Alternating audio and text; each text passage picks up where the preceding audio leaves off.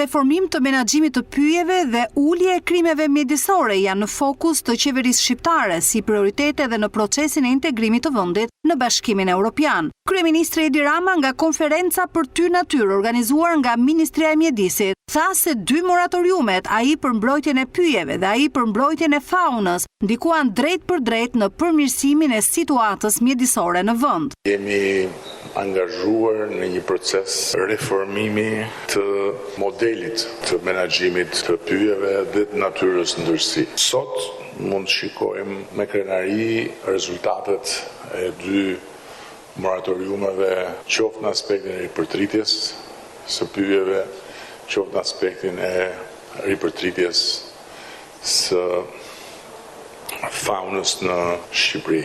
Kryeministri tha se mjedisi është një nga aspektet më delikate dhe të vështira të integrimit, ndaj do të nisë një proces reformimi për menaxhimin e pyjeve dhe të natyrës. Ministri i Mjedisit Jaupa njoftoi se Shqipëria ka aplikuar që liçeni i Shkodrës të jetë pjesë e UNESCO-s. Ministria e Mjedisit dhe Agjencia Kombëtare e Zonave të Mbrojtura ka dorëzuar para pak javësh dosjen e aplikimit për përfshirjen në UNESCO të liçenit të Shkodrës, pra një tjetër pasuri natyrore e Shqipërisë do t'i bashkohet shumë shpejt pasurive botërore të UNESCO-s dhe zonat e mbrojtura të shndrohen në qendra të zhvillimit lokal, turizmit dhe inovacionit natyror. Kryeministri Edi Rama tha se Shqipëria tashmë e ka nevojë rritjen e kapaciteteve në pyje dhe për këtë do të jetë e detyrueshme që për çdo metër katror sipërfaqe të ndërtuar të mbillen pemë. Ai tha se Agjencia Kombëtare e Zonave të Mbrojtura do të duhet të ketë një bashkëpunim të ngushtë me njësitë e qeverisjes vendore për rrjetin e fidanishteve.